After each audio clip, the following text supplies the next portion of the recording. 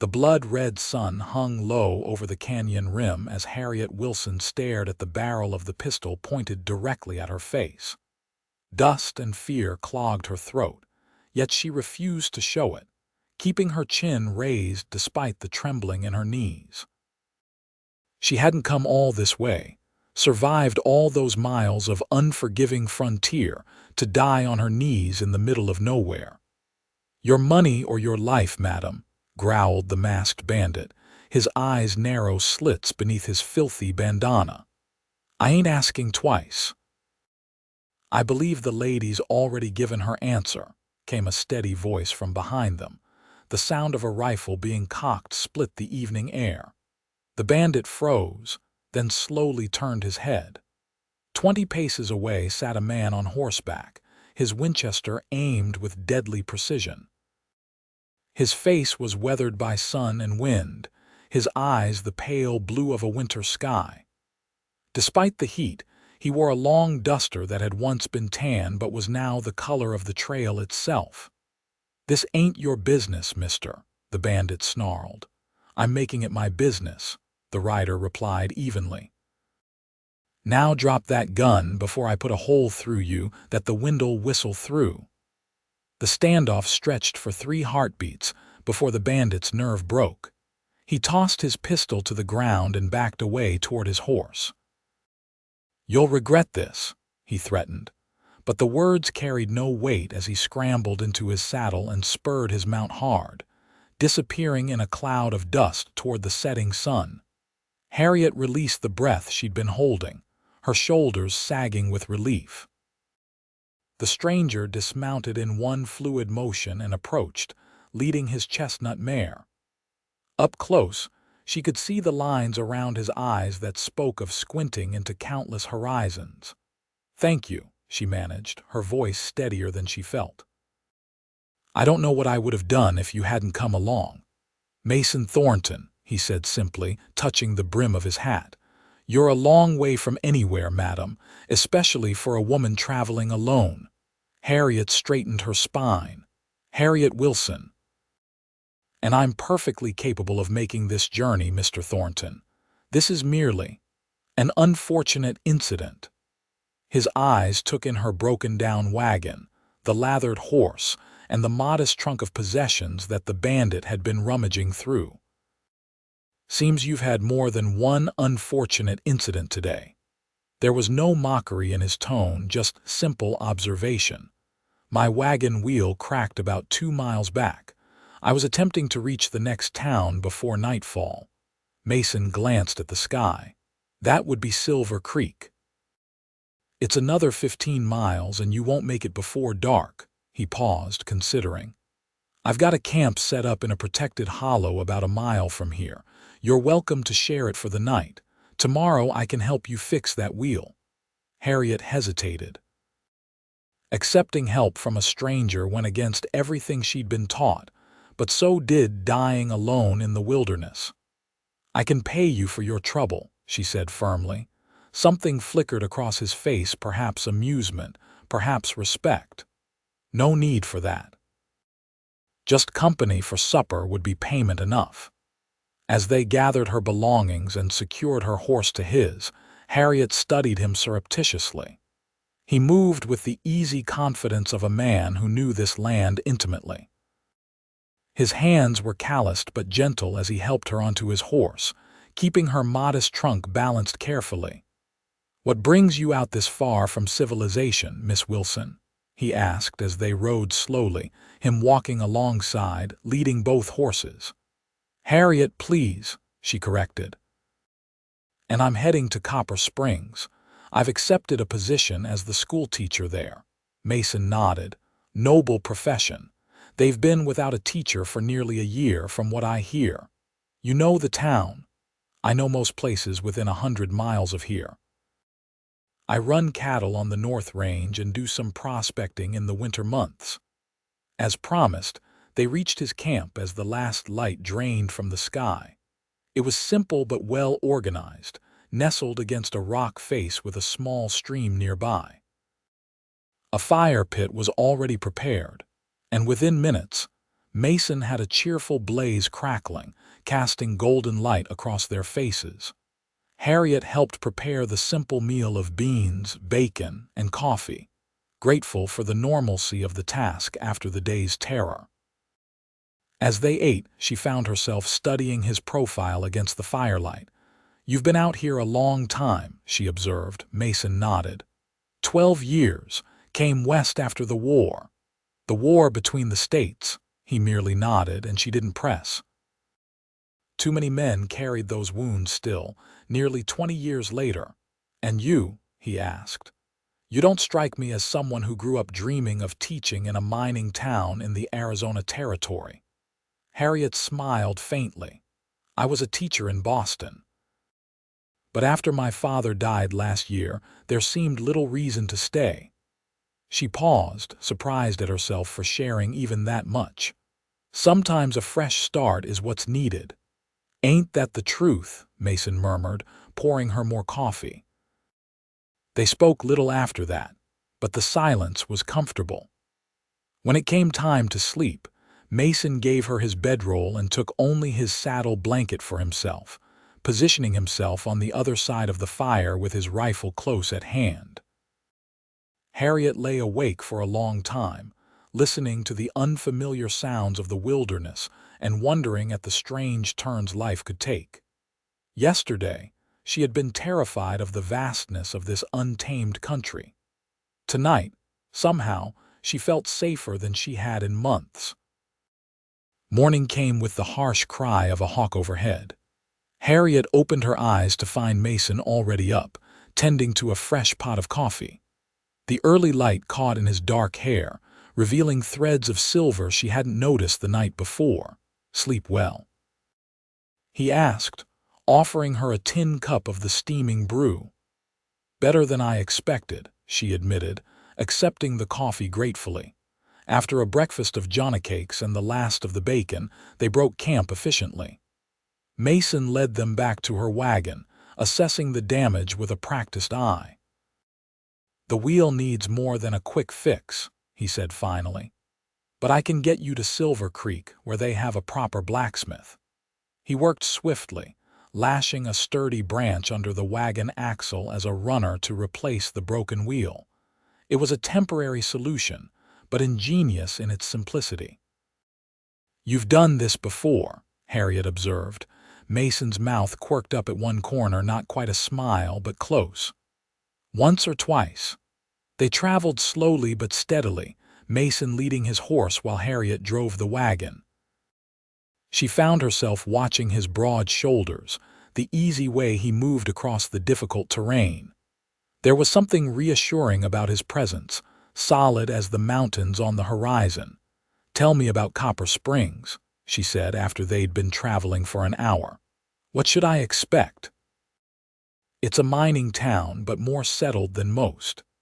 The silver strike there is steady, not rich enough to cause a massive rush, but good enough to keep the town prosperous. There are about 20 families with children, plus the usual complement of miners, merchants, and ne'er-do-wells." He glanced back at her. "They've built a proper schoolhouse, which is more than most towns can boast. And the people, hard-working mostly. The mining company owner, Jeremiah Palmer, runs things with a firm hand. Not always fair, but he keeps order." Mason paused. "The children will be a mix, some from educated families, others who have never seen a book before. It won't be easy." "I didn't come west expecting easy," Harriet replied with more confidence than she felt. They reached Silver Creek by mid-afternoon.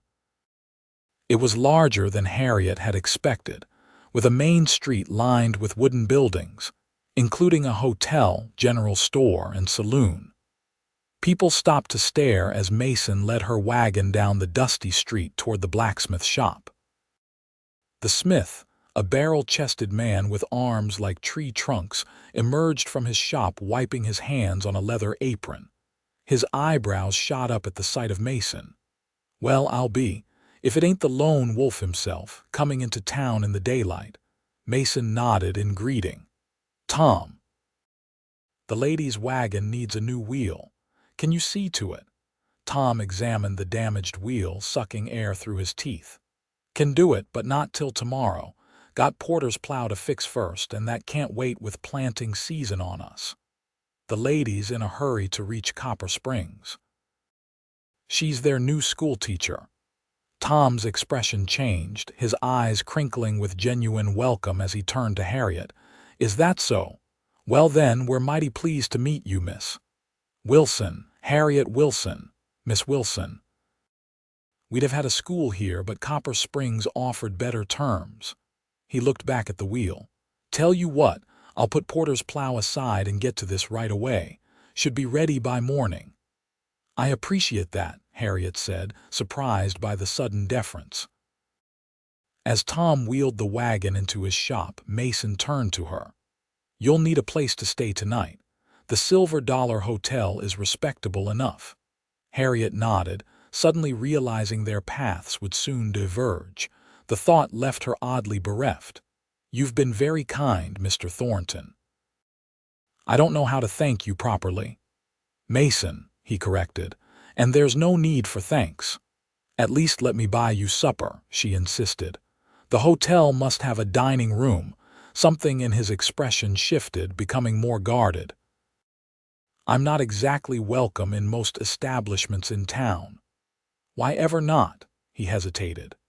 "Let's just say I've had disagreements with some of the local businessmen. Nothing criminal," he added quickly, seeing her expression. "Just differences of opinion about how things should be run."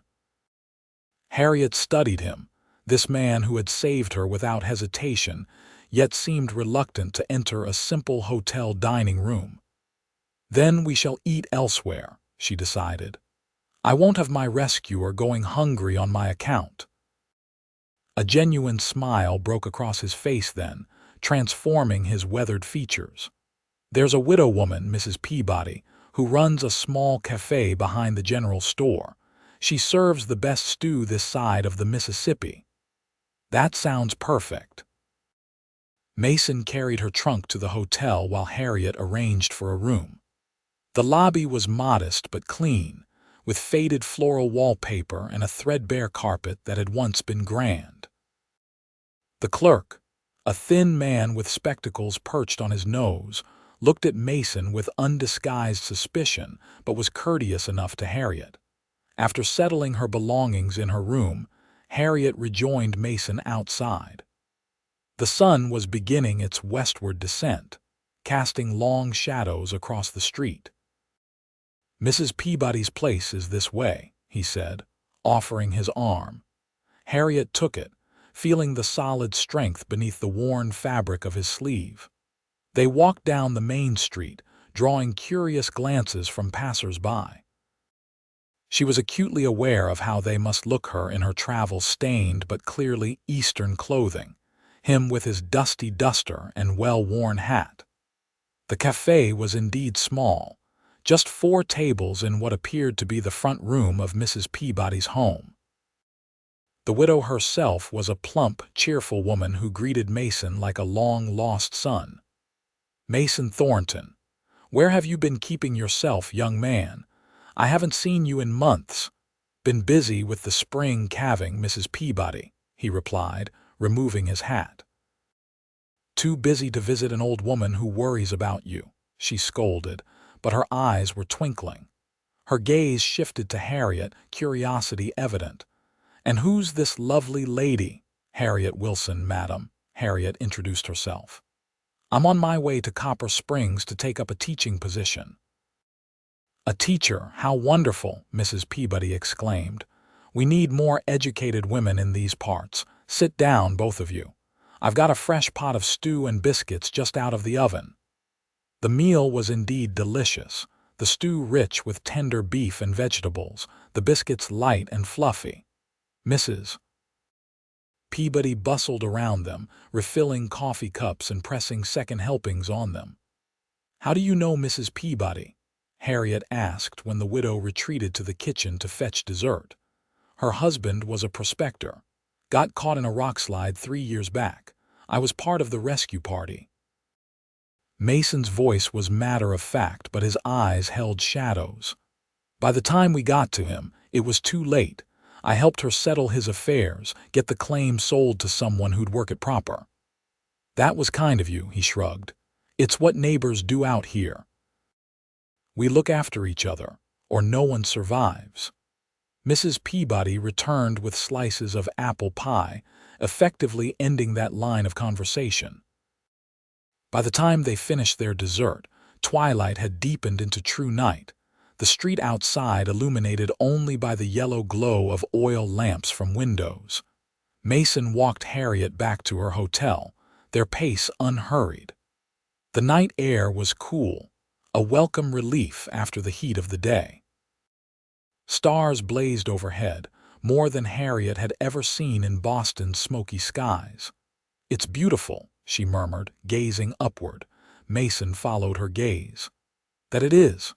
One thing I never tire of out here, the stars always show up, no matter what kind of day you've had." They reached the hotel too soon. Harriet turned to face him, suddenly reluctant to say goodbye. "Will I see you in the morning before I leave for Copper Springs?" "I'll be here to make sure the wheel's properly fixed," he promised. "It's only another day's journey from here.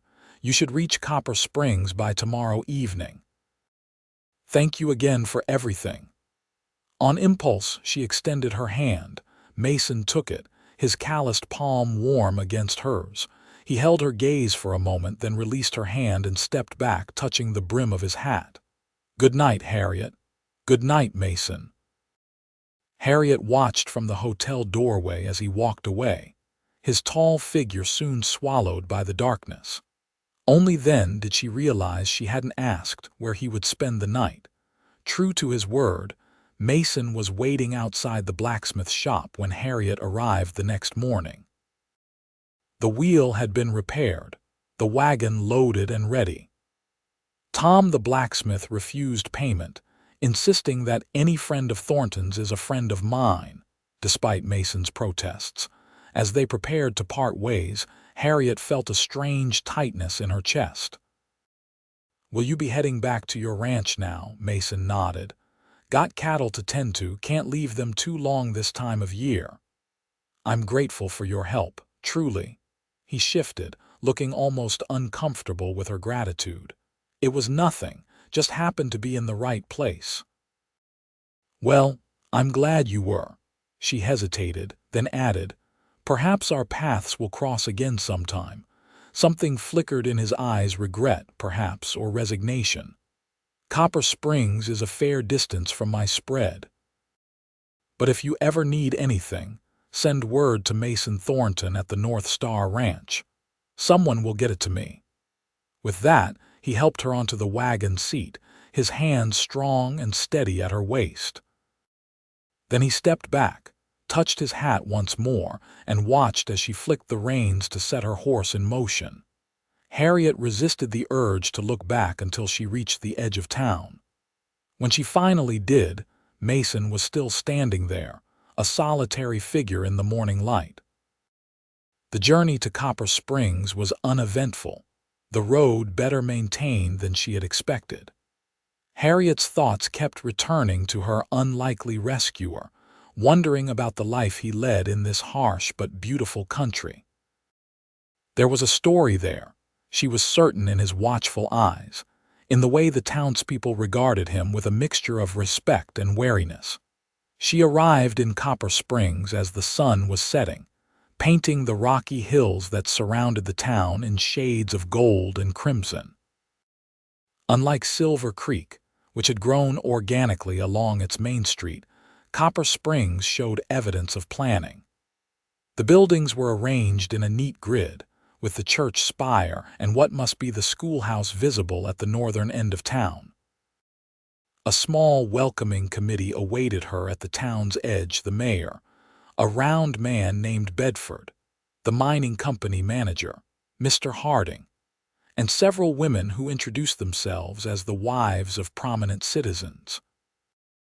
They escorted her to a small but neat cabin that had been prepared for her use, explaining that it came with the teaching position.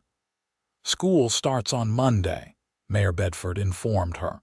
"That gives you 3 days to settle in. We've got 15 children enrolled, ages 6 to 14. I'll be ready, Harriet assured him, though her head was spinning with the suddenness of it all.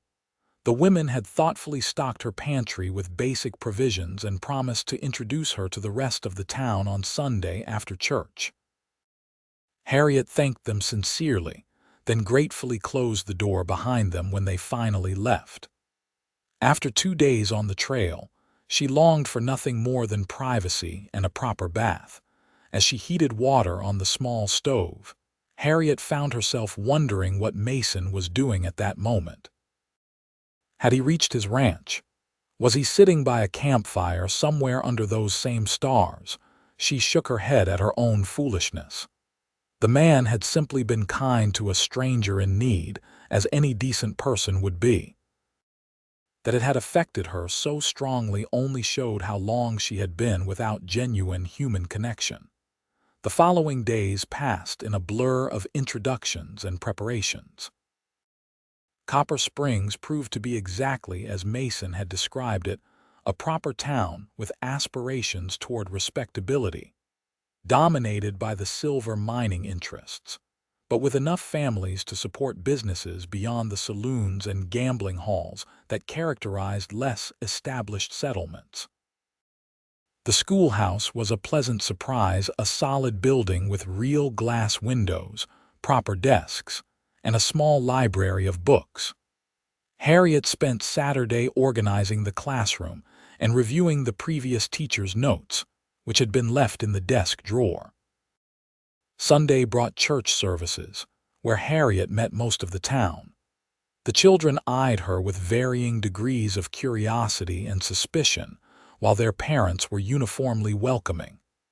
The town had been without a teacher for months, and everyone seemed genuinely pleased by her arrival.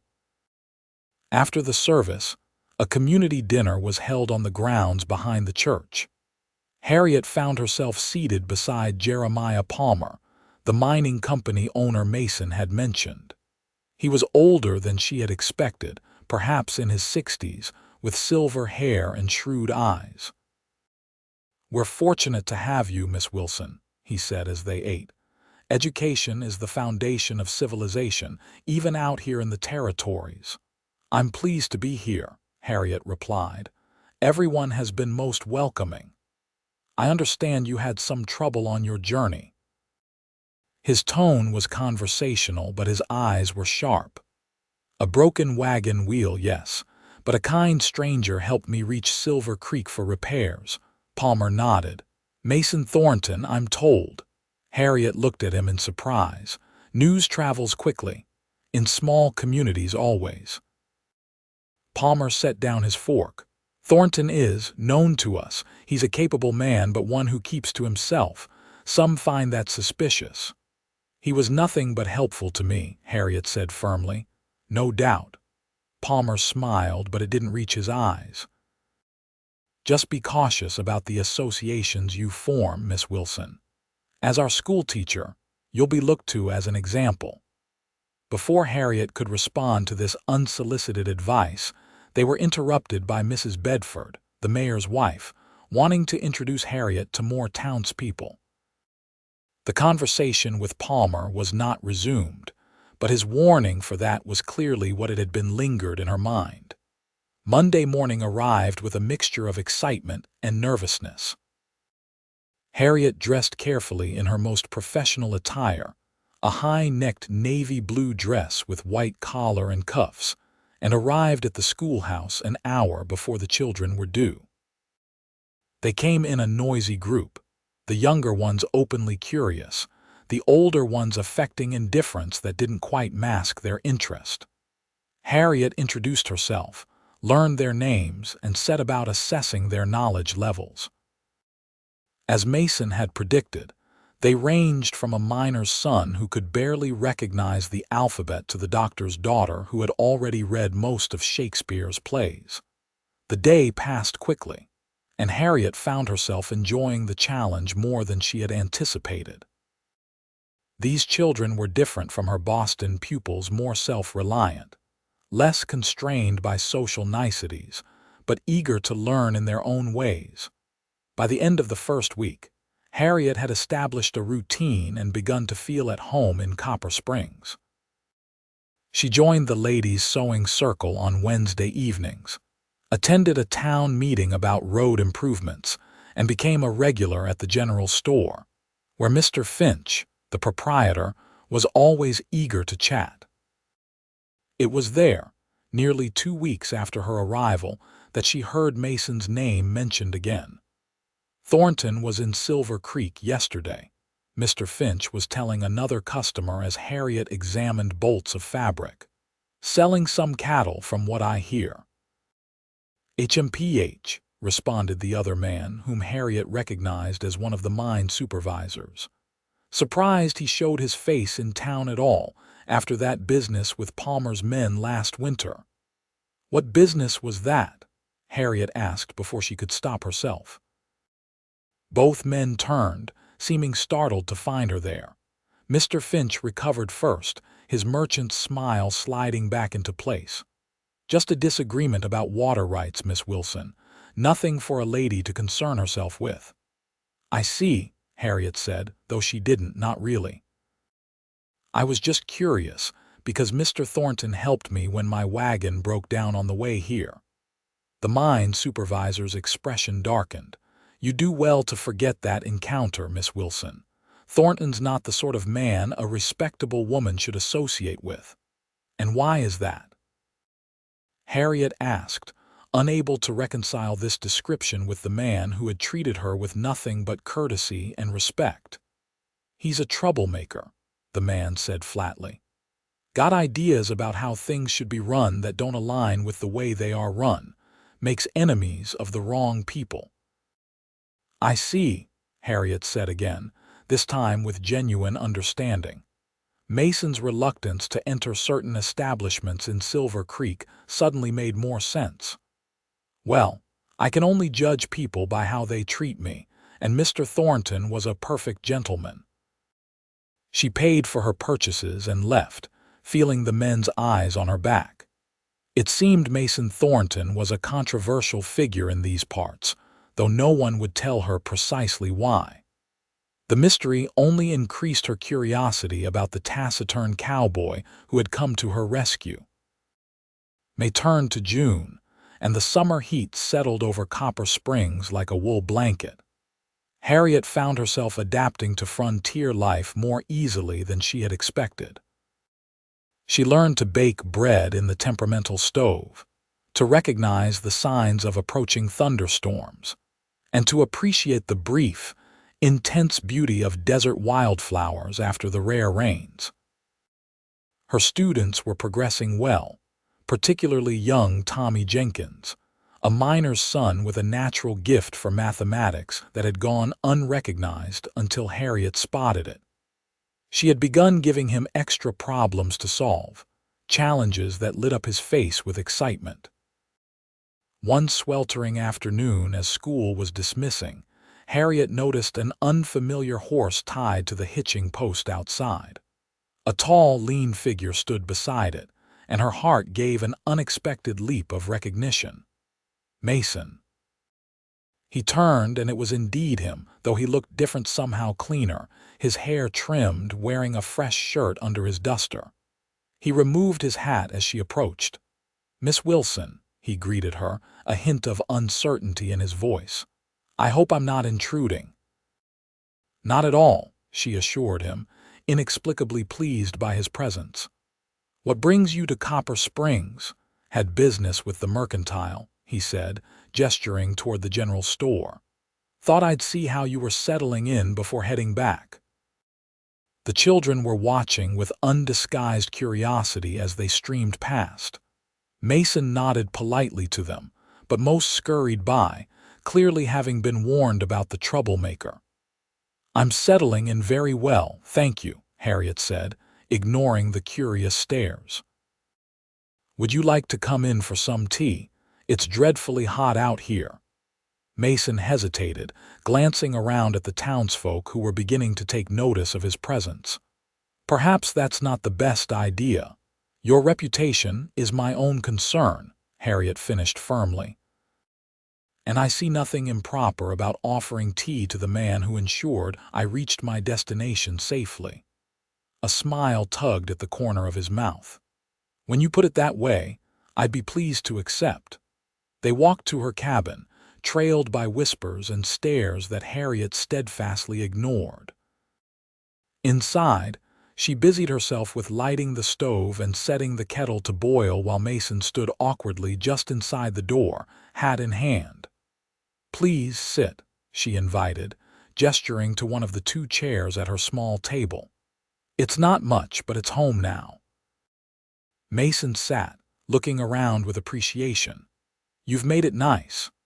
The cabin was indeed cozy, with curtains Harriet had sewn herself at the windows, a colorful quilt on the bed, and shelves of books along one wall. Wildflowers in a mason jar brightened the table. "It suits me," she agreed, setting out cups and a tin of cookies one of her students' mothers had given her. "Now, tell me honestly, did you really come all this way just to check on me?" Mason's eyes met hers, clear and direct. "Partly. I was bringing some horses to sell in Silver Creek, and Copper Springs wasn't much of a detour." "I'm glad you came," Harriet said, surprised by her own candor. "I've thought of you often, wondering how you were faring." Something shifted in his expression, a softening around the eyes. "Have you now?" The kettle whistled, saving Harriet from having to elaborate. She busied herself making tea, acutely aware of Mason's presence in her small home. When she returned to the table, she found him examining a book she'd left there, a collection of Emerson's essays. "You like to read," he observed, carefully closing the volume. "It's my greatest pleasure," she admitted. "Books were my companions growing up. My father was a professor of literature, so our home was full of them." "You must find it lonely here, then, with few people who share that interest." Harriet considered this as she poured the tea. "There's a different kind of richness here. The land itself tells stories if you know how to listen. And the people, while perhaps not readers of Emerson, have their own wisdom." Mason accepted the cup she offered, his fingers brushing hers momentarily. "That's an uncommon perspective for someone from the East." "Perhaps I'm becoming an uncommon sort of Easterner," she replied with a smile. They talked easily then, about her students, about the changes in the weather, about a mountain lion Mason had spotted near his ranch. He told her about his cattle operation, modest but growing, and his hopes to expand if the next season went well. "Palmer's been buying up water rights all through the territory," Mason said, his expression darkening. "Makes it hard for small ranchers to survive." "Mr. Palmer seems to have significant influence here," Harriet observed carefully. "That's one way of putting it." Mason set down his cup.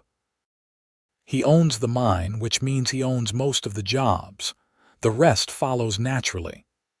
"Is that what your disagreement with him was about? Water rights?" Mason's eyebrows rose. "You've been asking about me. People have been telling me about you," she corrected. "Though they're remarkably short on specifics."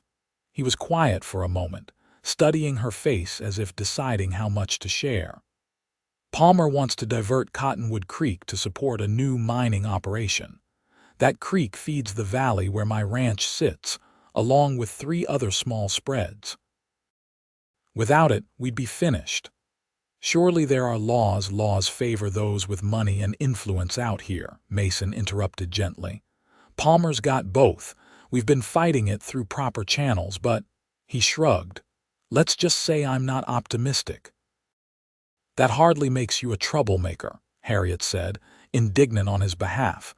Mason's smile was tinged with bitterness. "Depends on whose trouble you're making, I suppose." The afternoon light was beginning to fade, and Mason glanced toward the window. "I should be going." "Got a long ride ahead of me.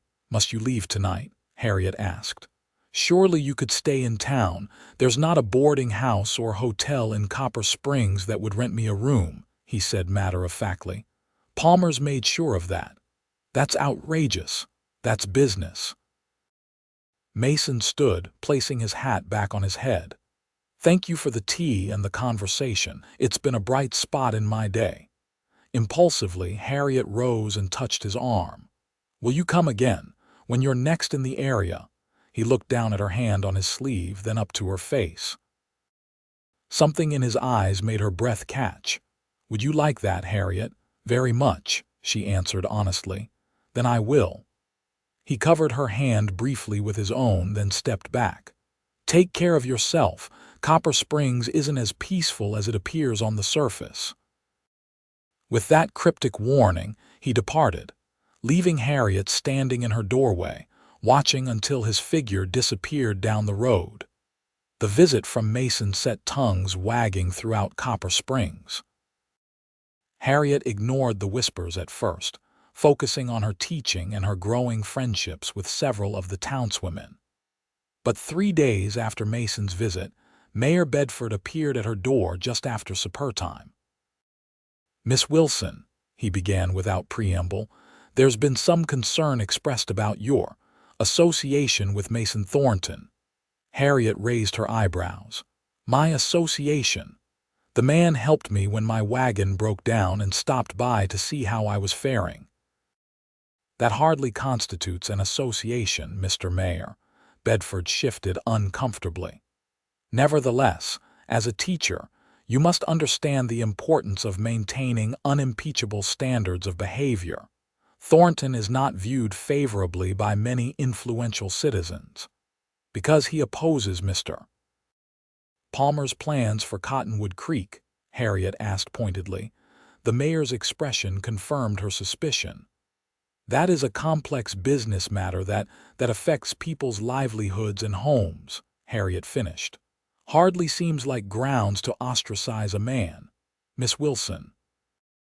Bedford's tone hardened. "We are very pleased with your teaching. The children are thriving under your guidance, but I must emphasize that your position in this community depends on maintaining appropriate relationships." The threat was thinly veiled, and Harriet felt a surge of anger. "Are you suggesting I could lose my position over a cup of tea with an acquaintance?" "I'm merely advising caution," Bedford replied, backing toward the door. "Good evening, Miss Wilson." After he left, Harriet paced her small cabin, fuming. The injustice of it rankled deeply. That a man could be so systematically isolated simply for standing up for his rights and those of his neighbors. And now she was being warned away from him as well, as if he carried some contagious moral disease. The incident hardened her resolve rather than weakening it. When a letter arrived for her the following week, delivered by a young ranch hand who said only that it came from the North Star, Harriet accepted it without hesitation. Mason's handwriting was neat but clearly unpracticed, the letters formed with careful precision. "Miss Wilson, I hope this finds you well. I wanted to apologize if my visit caused you any difficulty. It was not my intention to create problems for you in Copper Springs. There's to be a hearing about the Cottonwood Creek matter in Silver Creek on the 15th of July. After our conversation, I thought you might be interested to attend, if your schedule permits. The stagecoach runs from Copper Springs on Tuesdays and Fridays." Respectfully, Mason Thornton. Harriet read the letter twice, then carefully folded it and tucked it into her pocket. The 15th of July was the following Friday, during the school's summer recess. There would be no classes to miss, no explanation needed beyond a desire to visit the larger town for shopping. She penned a brief reply, stating simply that she would be on Friday's stage and looked forward to witnessing the proceedings. The same ranch hand appeared the next day to collect her response, his young face carefully neutral. When Friday arrived, Harriet dressed with particular care in her most businesslike attire, a tailored brown skirt and jacket with a cream shirtwaist. She arranged passage on the stagecoach, telling Mrs. Finch at the general store that she needed supplies unavailable in Copper Springs. The journey to Silver Creek took just under 3 hours. As the stagecoach rattled into town, Harriet spotted Mason waiting outside the Wells Fargo office. Something in her chest tightened at the sight of him. Tall and straight-backed in clean denims and a pressed shirt, his hat tipped back slightly on his head. He helped her down from the coach, his hands strong at her waist. "You came," he said, and she could hear the surprise in his voice. "I said I would," she replied simply. They walked together to the courthouse, a substantial brick building at the center of town. Inside, the main courtroom was already filling with people ranchers in their Sunday best, miners still dusty from their shifts, townspeople curious about the proceedings. Mason led Harriet to a bench near the front, where 3 other men waited. "My neighbors," he explained, introducing them briefly. They nodded respectfully to Harriet, curiosity evident in their eyes. At precisely 10 o'clock, the territorial judge entered and everyone rose. Judge Hollister was an imposing figure, white-haired and stern-faced. He surveyed the crowded room before taking his seat and calling the session to order. The proceedings began with a presentation from Palmer's lawyer, a slick-talking man named Dawson, who laid out the mining company's case for diverting Cottonwood Creek. He spoke of progress, of economic development, of the greater good that would come from expanded mining operations. When it was the ranchers' turn, a nervous-looking man named Henry Blake presented their objections. He was clearly unaccustomed to public speaking and stumbled several times, losing the thread of his argument as Dawson interrupted with objections. Mason sat rigid beside Harriet, his jaw clenched as their case faltered. When Blake finished his halting presentation, the judge called a brief recess before he would render his decision. "It's not going well," Mason said quietly as they stood in the courthouse corridor. "Your Mr. Blake is no match for that lawyer," Harriet agreed. "But surely the facts are on your side. The creek has sustained your ranches for years." "Facts matter less than presentation sometimes," Mason replied grimly.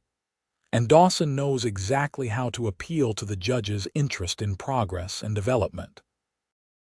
When the session resumed, Judge Hollister cleared his throat and looked out over the crowded room. "I have considered the arguments presented today regarding the proposed diversion of Cottonwood Creek to serve the new operations of Palmer Silver Mining Company." He paused, shuffling papers before him. "While I appreciate the concerns of the ranching interests, I must conclude that the economic benefits to the territory as a whole outweigh the potential hardship to a few individual operations." A murmur ran through the courtroom. Beside Harriet, Mason's expression didn't change, but she felt him go completely still. "Therefore," the judge continued, "I am ruling in favor of Palmer Silver Mining Company's petition. The diversion may proceed as outlined in the submitted plans, with construction to begin no earlier than September 1st of this year." The gavel came down with finality. On the other side of the room, Jeremiah Palmer rose from his seat, accepting handshakes and congratulations from his supporters. His eyes met Mason's across the room, his expression one of smug triumph. Outside the courthouse, the ranchers gathered in a somber group. "That's it then," Henry Blake said, his voice heavy with defeat. "We've got until September to figure something out." "Or sell to Palmer at whatever price he offers," another added bitterly. "This isn't over," Mason said quietly. "We still have options." "Like what?" Blake demanded. "We've gone through proper channels, Thornton. We lost. What's left? Violence?" "No," Mason said firmly. "Never that. But there are other ways to fight." The men dispersed, leaving Mason and Harriet standing alone on the courthouse steps. The summer sun beat down mercilessly, yet Harriet felt cold. "I'm sorry," she said, inadequate as the words were. Mason's eyes were distant, focused on some internal calculation. Don't be. This is just the first round. What did you mean about other ways to fight? He seemed to come back to himself, focusing on her face. I have some ideas, but first, let me buy you lunch. You've come all this way to witness our humiliation. The least I can do is feed you before you head back. They ate at Mrs. Peabody's cafe again, though neither had much appetite. The widow fussed over them, sensing their mood and trying to lighten it with cheerful chatter and extra helpings of apple cobbler. What will you do? Harriet asked when Mrs. Peabody finally left them in peace. If the diversion happens, without water the ranch dies, Mason said simply. The cattle, the hay fields, everything. Could you dig wells? He shook his head. The water table's too deep in most places. Even if we could afford the equipment, it wouldn't be enough. So Palmer wins and you all lose your homes and livelihoods. Harriet couldn't keep the indignation from her voice. That's the idea. He's been trying to consolidate that whole valley for years. The creek diversion is just his latest strategy. Harriet's mind raced. There must be something that can be done. Some appeal to a higher court, perhaps. Appeals cost money we don't have, Mason replied, and time we're running short on. Then what's your plan? You said you had ideas. Mason glanced around the empty cafe, then leaned forward, lowering his voice. Palmer's entire case rests on the economic benefit to the territory. His lawyer kept emphasizing the new jobs, the increased silver production, the prosperity it would bring. Yes, and what if we could prove that was a lie, that the new operations are just a pretext and he actually plans to use the water for something else entirely? Harriet frowned. Do you have evidence of this? Not yet, Mason admitted, but I have suspicions and I know where to look. That sounds dangerous, Harriet said, concern evident in her voice. It could be, he agreed, which is why I shouldn't be telling you any of this.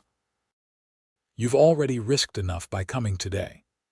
I'm not afraid of Jeremiah Palmer or the gossips in Copper Springs, Harriet said firmly. Mason studied her face for a long moment. No, I don't believe you are, but you should be careful all the same. Palmer doesn't like losing. They parted outside Mrs. Peabody's, Harriet to catch the afternoon stage back to Copper Springs, Mason to meet with his fellow ranchers. As they said goodbye, Mason took her hand, his grip warm and sure. Thank you for coming today, he said. It meant more than you know. Write to me, Harriet said impulsively. Let me know what happens. If there's any way I can help, just knowing someone else cares about the truth helps more than you realize, Mason replied. Then, with a last squeeze of her hand, he was gone, striding purposefully down the street. The stagecoach ride back to Copper Springs gave Harriet ample time to reflect on the day's events and on her growing feelings for Mason Thornton.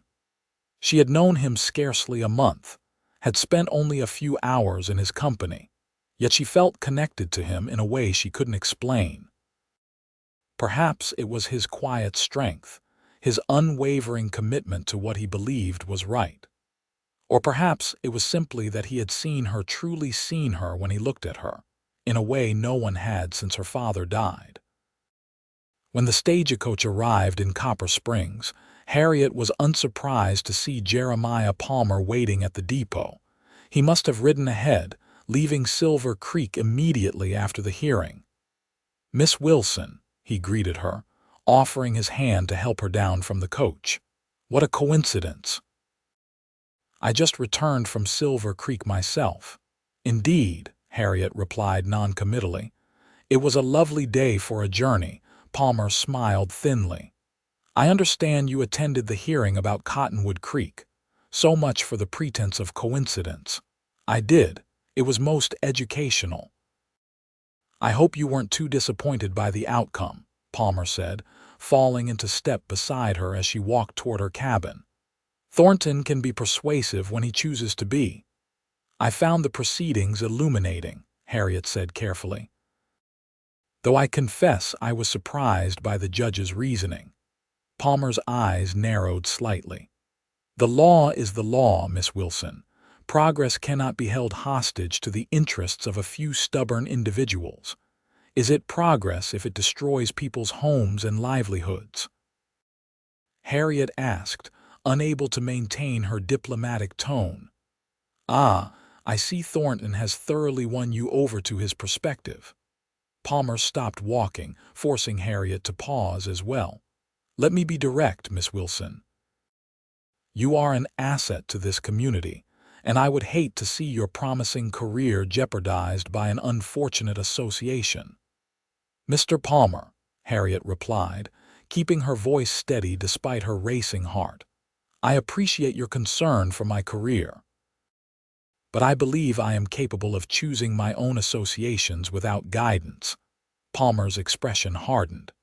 This territory runs on silver, Miss Wilson. The mine provides for every family in this town, directly or indirectly including yours.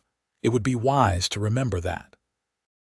With that, he tipped his hat and walked away, leaving Harriet shaken but resolute. The threat had been explicit this time, not veiled as Mayor Bedford's had been.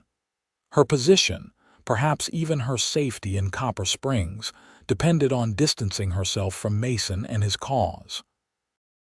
The sensible thing would be to do exactly that, to focus on her teaching, to build her life in Copper Springs, to forget about the rancher with the steady blue eyes and the quiet determination to fight for what was right. Harriet had never been particularly sensible when it came to matters of justice. The next morning, she wrote a letter to her cousin in Boston, outlining the situation with the creek diversion and asking for information about water rights law in the territories. Emily's husband was a lawyer with connections to several congressmen who had interests in Western development. If anyone could provide useful guidance, it would be him. July melted into August, the heat becoming even more oppressive. Harriet used her free time during the school recess to become better acquainted with the families of Copper Springs, particularly those of her students. She was careful to maintain a friendly but neutral demeanor when Palmer or his business interests were mentioned, neither agreeing nor disagreeing with the prevailing opinion that the mine owner was the town's greatest benefactor. 2 weeks after the hearing, a letter arrived from Mason, delivered once again by the young ranch hand who refused to give his name. Miss Wilson, I hope this finds you well and unbothered after our meeting in Silver Creek. I fear I may have placed you in an awkward position, and for that I apologize. Our search for information continues. One of my neighbors, John Weathers, worked for Palmer's mining operation for 3 years before starting his ranch. He believes the new operation is a front for something else entirely, a dam and reservoir that would give Palmer control over not just Cottonwood Creek, but the entire watershed. If we can prove this, it might change the legal situation considerably. I find myself thinking of our conversations often. There are few people in these parts with whom I can discuss Emerson or the proper preparation of tea. If circumstances permit, I would be honored to see you again. Yours respectfully, Mason. Harriet read the letter multiple times, her heart beating faster at that final line. Yours respectfully. Such a formal phrase, and yet coming from Mason's pen, it felt intimate somehow. She composed a careful reply, informing him of her inquiry to her cousin and suggesting that they meet again when he had news to share. She considered signing it yours, but decided that might be too forward. Instead, she simply wrote, with respect and hope, Harriet. The young ranch hand appeared the next day as if by magic to collect her response. This time Harriet was prepared. "What's your name?" she asked as he turned to leave. He hesitated, then said, "Charlie, madam." "Well, Charlie, please tell Mr. Thornton that I'm grateful for his correspondence and look forward to hearing from him again." The boy nodded, a hint of a smile appearing on his freckled face before he hurried away. A reply from her cousin arrived a week later, containing several legal opinions about water rights in the territories. The most promising was a recent precedent set in a Colorado case, where a mining company's diversion had been overturned when it was proven that their stated purpose was fraudulent. Emily's husband had included detailed notes on the case and offered to connect Mason with a lawyer in Denver who specialized in such matters. Harriet immediately wrote to Mason, enclosing the information. Charlie appeared 2 days later to collect the letter, this time greeting her by name and accepting the glass of lemonade she offered. "How is Mr. Thornton?" Harriet asked as the boy gulped the cool drink. "Busy, madam. We're moving cattle to the high pastures, trying to get as many to market as we can before." He trailed off, looking uncomfortable. "Before the water is diverted," Harriet finished for him. Charlie nodded, his young face solemn. "Mr. Thornton says we have to prepare for the worst while fighting for the best." "That sounds like wise advice," Harriet said, surprised by the insight. "He's the wisest man I know," Charlie said with the certainty of youth. "My pa died 2 years back and Mr. Thornton took me on, gave me a job and a place to stay when nobody else would." "You live at the North Star Ranch?" "Yes. Mr. Thornton has a bunkhouse for the hands. There's just 4 of us now, since he had to let some go with the trouble coming." Harriet's heart ached at the thought of Mason struggling to keep his ranch afloat while fighting Palmer's machinations. "Please tell him. Tell him I'm thinking of him." Charlie's eyes widened slightly, but he nodded. "Yes, madam, I will." School resumed in early September, and Harriet threw herself into her teaching with renewed energy. Her students responded enthusiastically, particularly as she introduced new methods that encouraged critical thinking rather than rote memorization. Even the school board, dominated by Palmer's allies, had to acknowledge her success. September also brought the start of construction on Palmer's diversion project. From the general store, Harriet overheard miners discussing the massive earthworks being built upstream from the ranches, the equipment being hauled in from the railroad at great expense. "Palmer's sinking a fortune into this," one man commented. "Must be more to it than just supporting a new mine shaft." "Don't go saying that too loud," his companion warned. "Man doesn't like his business being questioned." Harriet kept her expression neutral as she selected fabric for new curtains, but her mind was racing.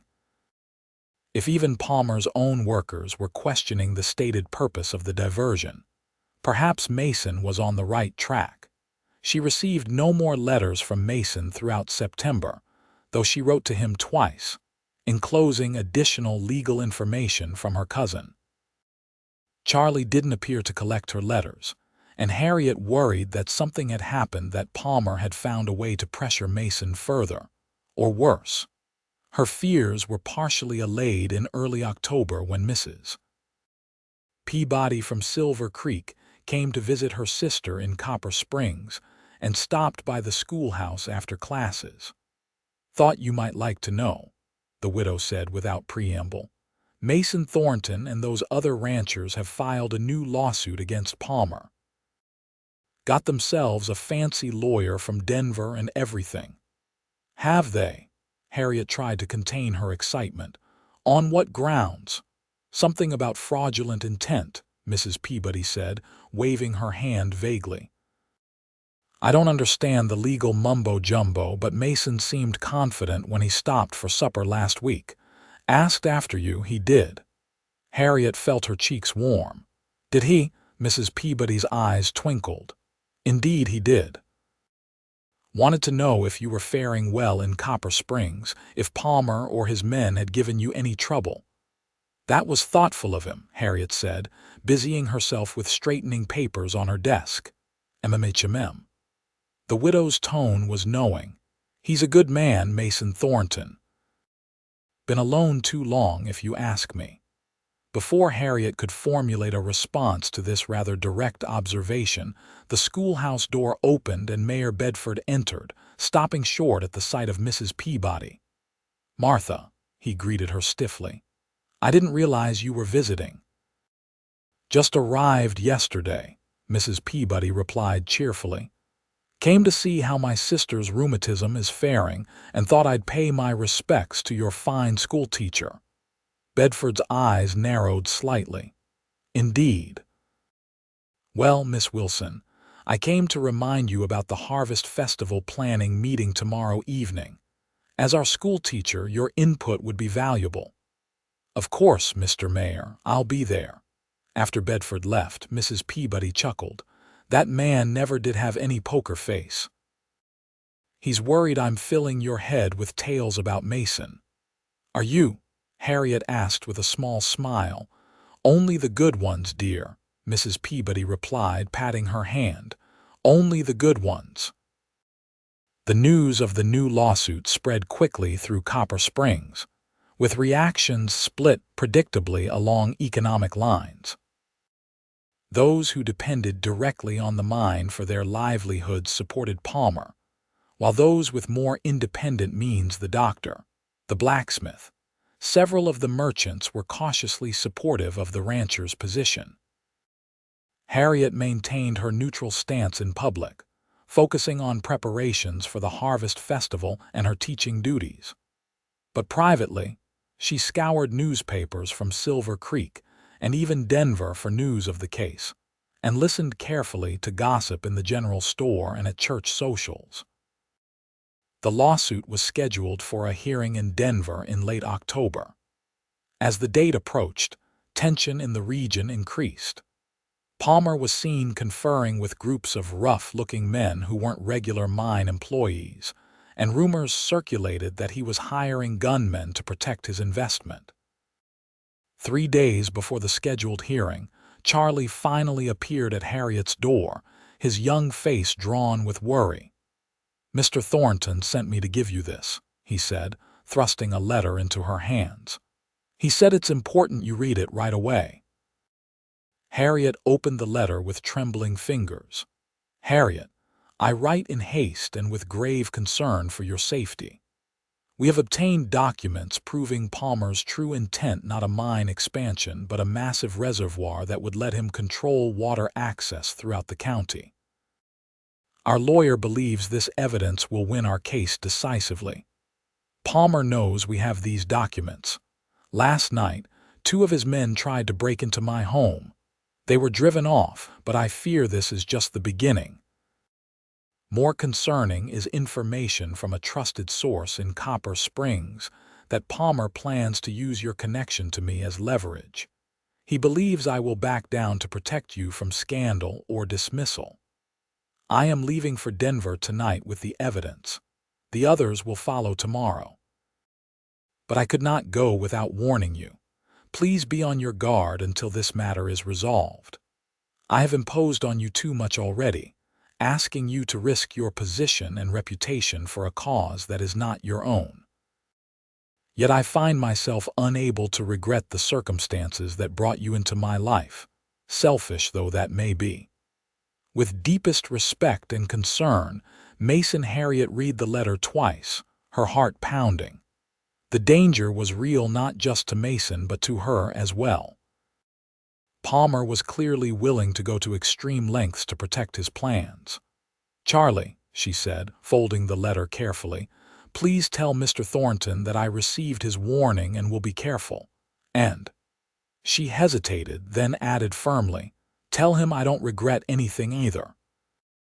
Charlie nodded solemnly.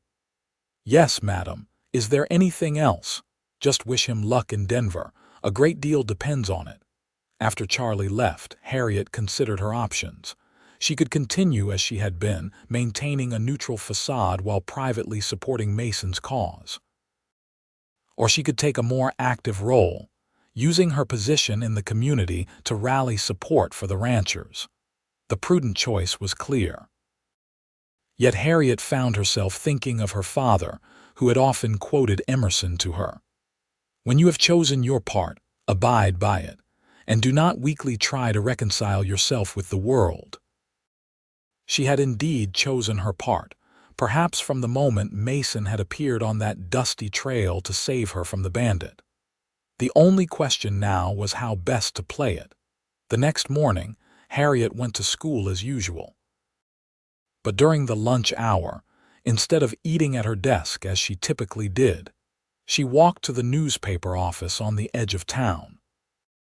The Copper Springs Sentinel was a modest weekly publication, run by a cantankerous former journalist from Chicago named Walter Green, who had come west for his health and stayed for the freedom to write as he pleased. "Miss Wilson," he greeted her, looking up from his typesetting with surprise. "What brings our esteemed educator to my humble establishment? Information, Mr. Green," Harriet replied, closing the door firmly behind her. "And perhaps a proposition." Green raised a bushy eyebrow. "I'm listening.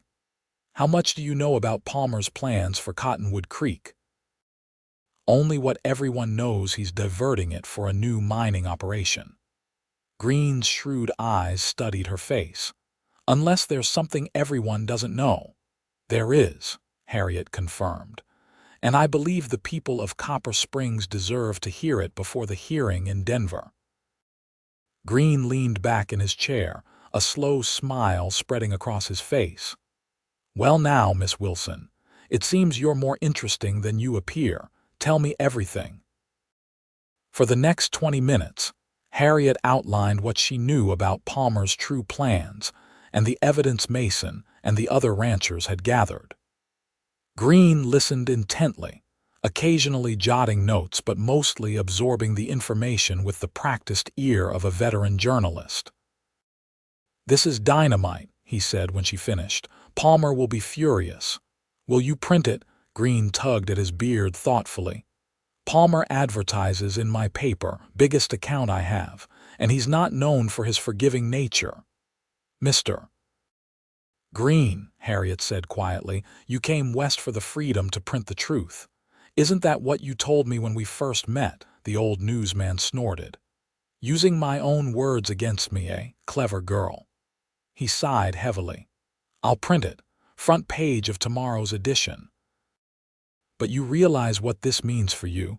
Palmer won't take this lying down." "I understand the risk," Harriet said firmly, "but truth matters more than comfort." "Well said." Green reached for a fresh sheet of paper.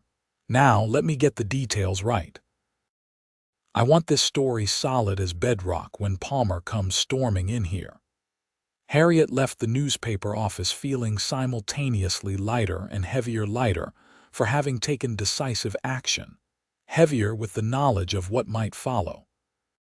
She returned to school just in time for the afternoon lessons, forcing herself to focus on her students rather than the storm that would break the next day. That evening, as Harriet prepared for bed, a knock came at her door. Cautiously, she approached, calling out, "Who's there, Doctor?" "Williams, Miss Wilson. I apologize for the late hour." Harriet opened the door to find the town doctor standing on her porch, medical bag in hand. Dr. Williams was one of the few truly independent citizens of Copper Springs, his services too essential for even Palmer to attempt to control. "Doctor, is someone ill? May I come in?" he asked quietly. "What I have to say shouldn't be overheard." Harriet stepped back, allowing him to enter. The doctor placed his bag on her table and spoke in a low voice. "I've just come from treating one of Palmer's men, a gunman named Reeves, who took a bullet in the shoulder. He was delirious with fever and talking freely. Miss Wilson, Palmer has sent men to intercept Thornton before he reaches Denver. They left this afternoon." Harriet's blood ran cold. "Are you certain?" "Absolutely." Reeves was complaining that he couldn't join the hunting party because of his injury. He said they were to make sure Thornton never reaches the court and that the documents he's carrying disappear permanently. "My God," Harriet whispered. "How many men?" "4, from what I gathered. All hired guns." The doctor's expression was grave. I came to you because I've noticed your interest in Thornton's cause, and because I thought you might know how to warn him." Harriet's mind raced. Mason had left the previous night, taking the southern route to Denver according to his letter. Palmer's men, leaving this afternoon, would be behind him but could catch up if Mason stopped to rest. "Thank you, Doctor," she said, already moving to gather her coat and hat. "You've done the right thing." "What are you planning, Miss Wilson?" Dr. Williams asked, alarm evident in his voice. "Mason needs to be warned," she said simply. "I'm the only one who can do it." "Surely there's someone else. A telegram to Denver, perhaps?" Harriet shook her head. "He won't reach Denver until tomorrow at the earliest. By then it could be too late." "No, I need to intercept him on the trail." "That's madness. A woman alone on the trail at night is no more at risk than a man alone against 4 gunmen," Harriet finished firmly. "I know these trails now, Doctor. I can reach the Denver road by dawn if I leave immediately." Seeing the determination in her eyes, Dr. Williams sighed. "At least let me help you prepare. You'll need provisions, a weapon." With the doctor's reluctant assistance, Harriet quickly gathered what she would need for the journey: food, water, a small revolver he insisted she take, and a detailed map of the territory between Copper Springs and Denver. "The most likely place for an ambush would be Eagle Pass, Doctor," Williams said, pointing to a narrow section of trail that wound through rocky terrain.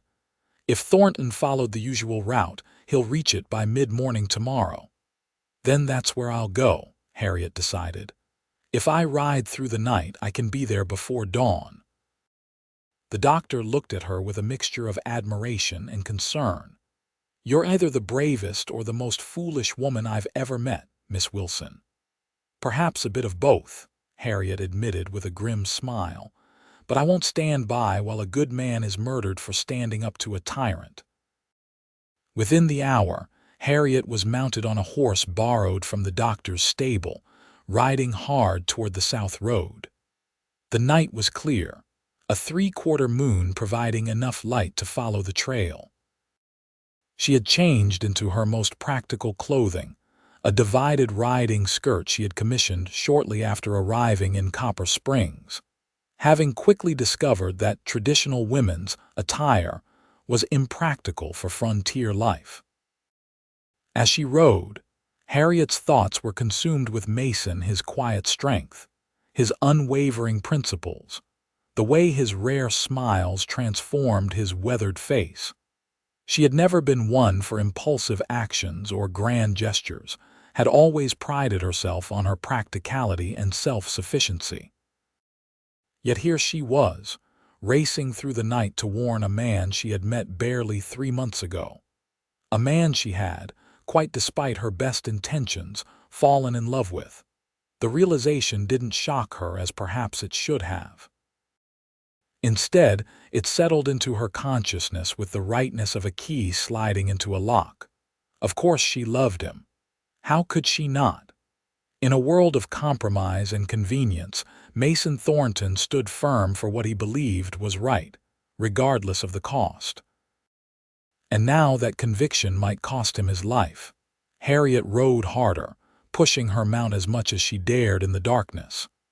The trail rose steadily, winding through pine forests and across rocky plateaus. By the time the eastern sky began to lighten, she had reached the approach to Eagle Pass. The pass itself was a natural bottleneck, the trail narrowing between sheer rock walls that rose nearly 100 feet on either side.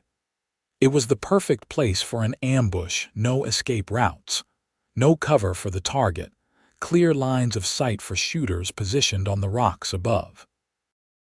Harriet dismounted at the entrance to the pass, tethering her horse in a small grove of pine trees.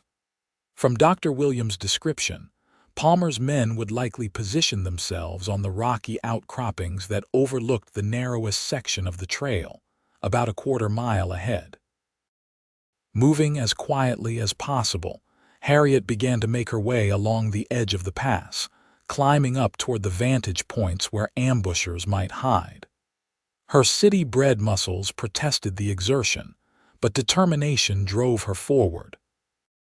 If she could spot Palmer's men before they spotted her, she might be able to find a way around them to warn Mason. The sun was just cresting the eastern mountains when Harriet heard voices ahead low, male voices speaking in the casual tones of men who believed themselves alone. She froze, pressing herself against the rocky wall of the pass. "Should be coming through within the hour if Barton's information is good," one voice was saying. "And if it ain't," another replied, "then we wait. Palmer's paying top dollar to make sure Thornton never reaches Denver. Still don't see why we don't just shoot him from up here and be done with it," said a third voice. "Because it needs to look like an accident or a robbery gone wrong," the first voice explained with exaggerated patience. "Palmer doesn't want any connection to this. That's why we're out here in the middle of nowhere instead of doing it clean in town." Harriet's heart pounded so loudly she feared they would hear it. 4 killers, positioned perfectly to ambush Mason as he rode through the pass. And she was unarmed except for the small revolver, which she had never fired and would be useless at this distance even if she had known how to use it. She needed a diversion, something to draw them away from their positions, or at least distract them long enough for Mason to pass through safely. But what? The answer came as she was scanning her surroundings desperately. About 20 feet away, a pile of loose rocks balanced precariously on the edge of the cliff. If she could dislodge them, they would cascade down into the pass, creating enough noise and confusion to disrupt the ambush. Moving with agonizing slowness to avoid dislodging stones prematurely, Harriet made her way to the rock pile. It would take all her strength to push the largest boulder at the base of the pile, but if she succeeded, the rest would follow in a satisfying landslide. Just as she reached the rocks, she heard another sound from below, the steady rhythm of hoofbeats approaching the pass. Mason was coming, and earlier than the ambushers had expected. "Heads up," hissed one of the men. "Someone's coming." "Get ready," another replied. "Remember, we need the saddlebags. That's where the documents will be." Harriet had no more time for caution. Bracing herself against a larger boulder, she pushed with all her might against the rock pile. For a terrible moment, nothing happened. Then, with a grinding sound that seemed deafening in the morning stillness, the largest boulder shifted, teetered, and finally rolled over the edge, taking a cascade of smaller stones with it. The resulting landslide was more dramatic than Harriet had anticipated. Rocks tumbled down the cliff face, gaining momentum and triggering further slides. Dust billowed up, and the crash echoed off the walls of the pass like thunder. Shouts of alarm erupted from the ambushers' position. Through the dust, Harriet could see them scrambling for cover, momentarily forgetting their target in the face of what seemed like a natural disaster. "Mason!" she screamed as loudly as she could. "Ambush! Run!" Her voice carried clearly in the confined space of the pass. Below, a rider had just entered the narrowest section, a tall figure on a chestnut horse that Harriet recognized immediately. At her warning, Mason reined in sharply, looking up toward the source of both the landslide and the shout. "Harriet!" His voice carried up to her, filled with disbelief. "Go back!" she cried. Palmer's men. Her warning was cut short as one of the ambushers spotted her. "There's someone up there!" he shouted, raising his rifle. Harriet threw herself to the ground as a shot cracked out, the bullet whining off the rocks inches from her head. More shots followed, some directed at her, others at Mason, who had wheeled his horse around and was galloping back toward the entrance of the pass. Keeping low, Harriet began to scramble down from her position, seeking a route that would let her reach Mason without exposing herself to the gunmen. The rocky terrain made for treacherous going, and she slipped several times, scraping her hands and tearing her skirt. From below, she could hear more gunfire, interspersed with shouts and the sound of running feet. The ambushers were in pursuit, their carefully planned trap disrupted but their mission unchanged. Harriet reached the floor of the pass and started running toward the entrance, staying close to the wall for whatever minimal cover it might provide. As she rounded a bend, she nearly collided with Mason, who had dismounted and was leading his horse back toward the sounds of pursuit, his rifle at the ready. "Harriet!" His expression was a mixture of shock, relief, and fear. "What in God's name are you doing here?" "Warning you," she gasped, out of breath from her scramble down the rocks. "Palmer sent men to kill you and take the documents." "I gathered that much," he said grimly. "But how did you—" "No time," Harriet interrupted. "They're coming. We need to go." Mason nodded, shifting instantly from confusion to action. "Can you ride?" "Yes." "Then take my horse and go. I'll hold them off." "I will not leave you here to face 4 gunmen alone," Harriet said fiercely. Before Mason could argue, the sound of approaching footsteps echoed around the bend.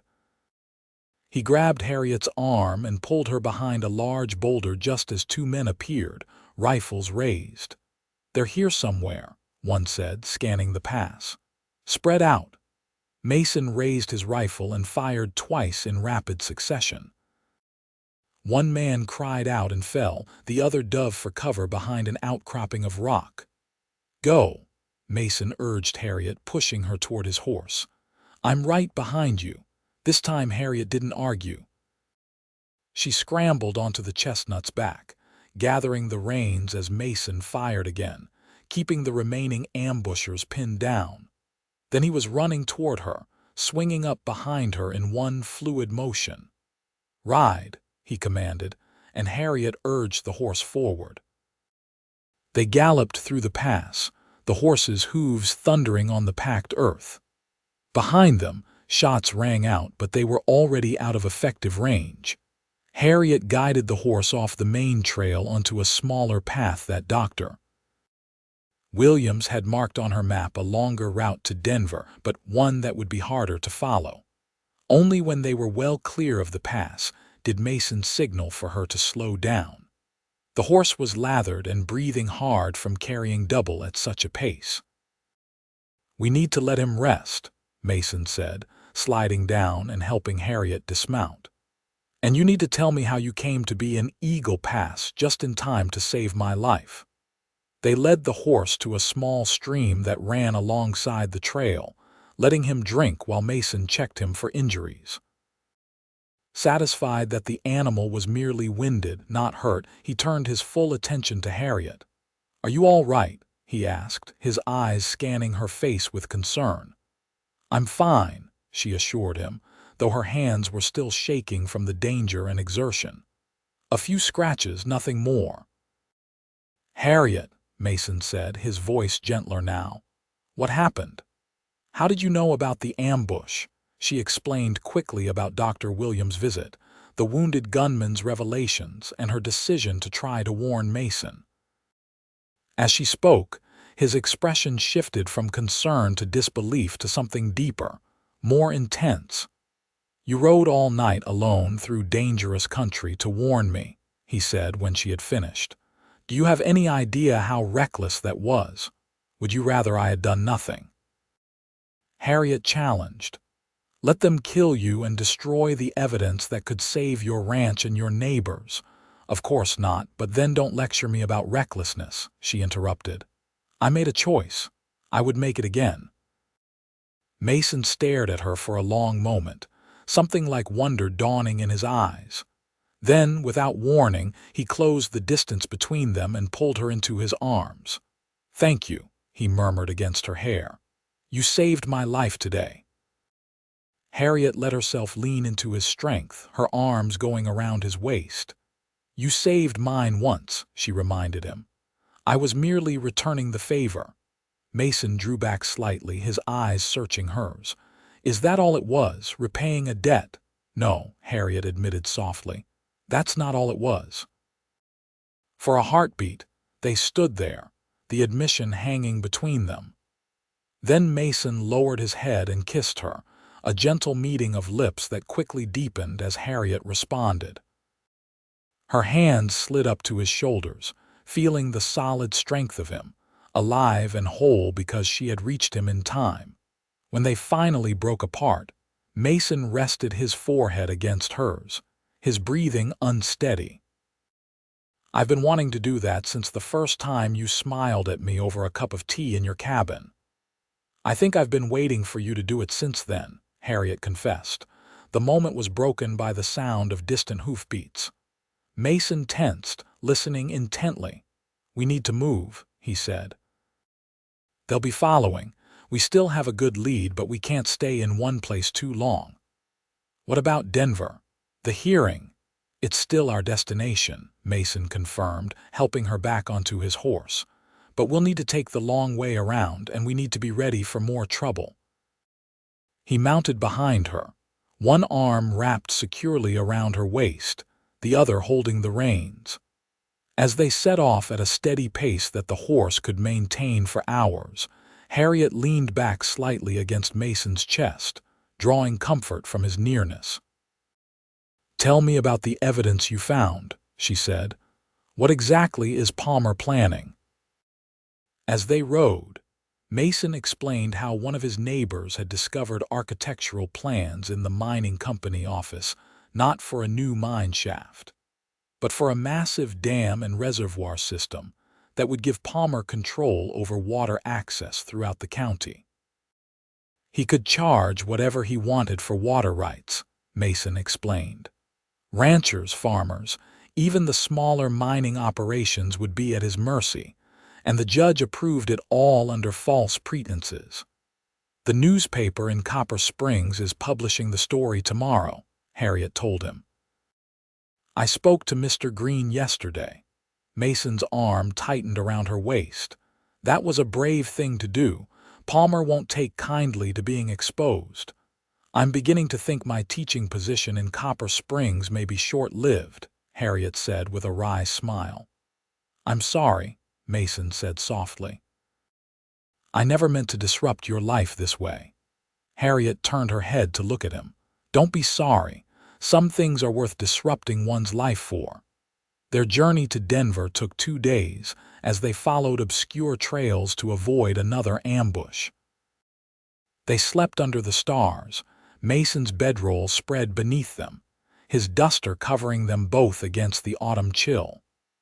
They spoke little during those nights, but held each other close, the newness of their feelings both exhilarating and comforting. On the morning of the hearing, they rode into Denver, dusty and tired but triumphant. The other ranchers were already there, frantic with worry about Mason's delayed arrival. They greeted Harriet with surprise but welcomed her warmly when Mason explained her role in foiling the ambush. The hearing itself was anticlimactic after the drama of the previous days. The evidence safely stored in Mason's saddlebags was presented to the territorial judge, who was visibly angered by Palmer's deception. The diversion project was immediately halted pending a full investigation, and the district attorney promised to look into criminal charges against Palmer for the attempted murder of Mason. As they left the courthouse, Mason took Harriet's hand, leading her away from the celebrating ranchers toward a quiet corner of the plaza. "What happens now?" he asked simply. Harriet looked up at him, this man who had come to mean so much to her in such a short time. "I don't know," she admitted. "I doubt my position in Copper Springs is tenable after all this." "Come to the North Star," Mason said, his eyes intent on hers. "The ranch house is small, but it's solid, and there are children nearby who need education just as much as those in town. Are you offering me a teaching position, Mr. Thornton?" Harriet asked, her tone light despite the rapid beating of her heart. "I'm offering you everything I have," Mason replied softly. "A home, a future, my heart if you'll have it." Harriet reached up to touch his face, her fingers tracing the lines around his eyes. "I think I've had your heart for some time now," she said. "Just as you've had mine." Mason smiled then, a full, unguarded smile that transformed his features. "Is that a yes?" "It's a yes," Harriet confirmed. "But I want to finish the school year in Copper Springs if they'll let me. I won't abandon my students mid-term." "I wouldn't expect you to," Mason said. "Your sense of duty is one of the things I love about you." The word hung between them, new and precious. Harriet smiled, a small, private smile that made Mason's breath catch. "I love you too," she said simply. In that moment, with the Denver sunshine warming their faces and the future stretching before them, Harriet Wilson and Mason Thornton sealed their promises with a kiss that spoke of everything they had endured and everything that awaited them. When they parted, Mason gazed down at her with wonder. "That smile," he murmured. "I'll spend my life earning that again." "I'm counting on it," Harriet replied, linking her fingers with his as they walked together into their shared tomorrow. Harriet did indeed finish the school year in Copper Springs, though not without difficulty. Jeremiah Palmer's influence had been severely damaged by the revelations about his water scheme and the attempted murder, but he still had allies in town. The school board voted to retain her only by a narrow margin, and certain families withdrew their children from her classroom. But for every door that closed, others opened. Parents who had previously been intimidated by Palmer now spoke out in support of her. The newspaper editor, Walter Green, became a staunch ally, publishing editorials defending her character and competence. And every other weekend, Mason rode into town openly to escort her to Silver Creek or to his ranch, no longer hiding his feelings or their relationship. They were married the following June in a simple ceremony at the North Star Ranch, with Mrs. Peabody providing a feast that guests would talk about for years to come. Harriet wore a gown of ivory silk ordered from Denver, with wildflowers in her hair instead of a veil. Mason wore a new suit that still couldn't disguise the cowboy in him, much to Harriet's delight. The ranch flourished as the Cottonwood Creek continued to flow freely, nourishing the land as it had for centuries. Harriet established a small school in a converted barn, teaching the children of neighboring ranches, and even some from town, whose parents preferred her methods to those of her replacement in Copper Springs. In the evenings, she and Mason would sit on the porch of their expanded ranch house, watching the sunset paint the distant mountains gold and crimson. Sometimes they would read together from her collection of books, which now filled custom-built shelves along one wall of their home. Other times they would simply talk, sharing the events of their day and their dreams for the future. And often, Harriet would smile that particular smile that had captured Mason's heart on a dusty frontier trail, and he would kiss her softly, thinking himself the most fortunate man in all the Western territories to have earned the love of such a woman.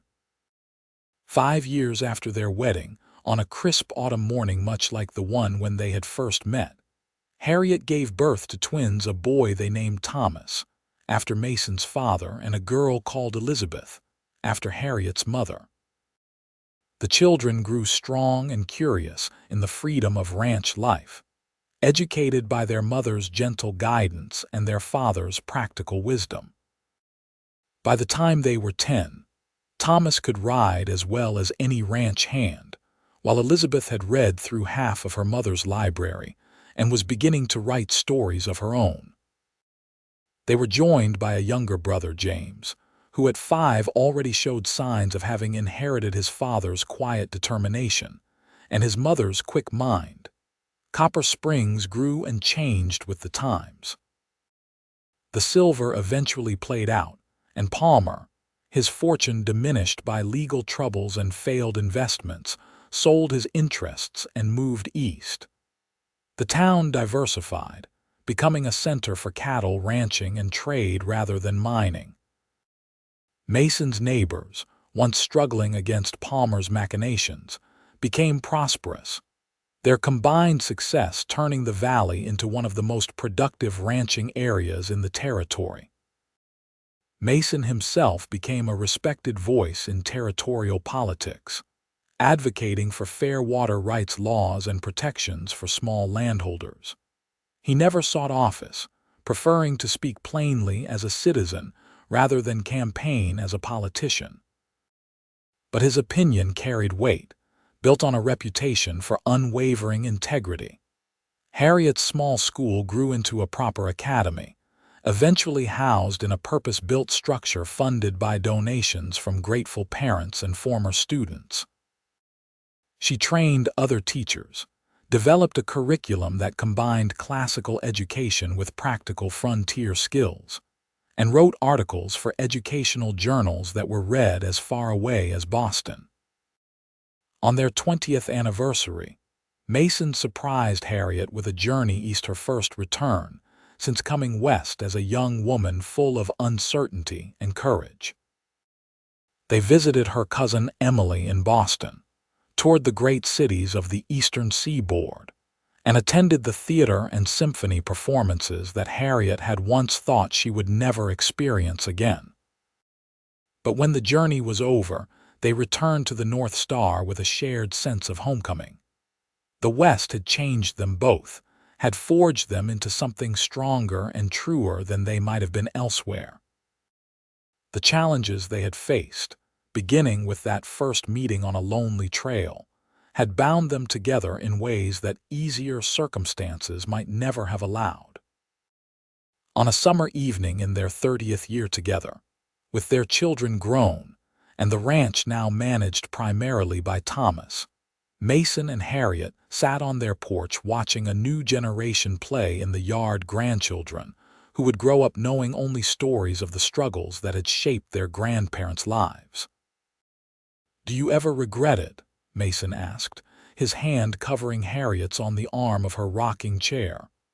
"Coming west, staying here when you could have gone back to civilization." Harriet looked out over the land they had nurtured together, the flowering meadows, the healthy cattle, the clear waters of Cottonwood Creek still flowing freely, and then at the man beside her, his hair now silver but his eyes still the same clear blue that had first met hers across a bandit's gun. She smiled, that special smile that had never lost its power to move him, not for a single moment. Mason lifted her hand to his lips. "I'm still earning that smile," he said softly, "every day. And I'm still giving it freely," Harriet replied. "Every day." As the sun set behind the mountains they both loved, casting golden light across the land they had fought for and the home they had built, Harriet and Mason Thornton held fast to each other, grateful for the chance encounter that had brought them together and the courage that had kept them that way through all the seasons of their remarkable life together.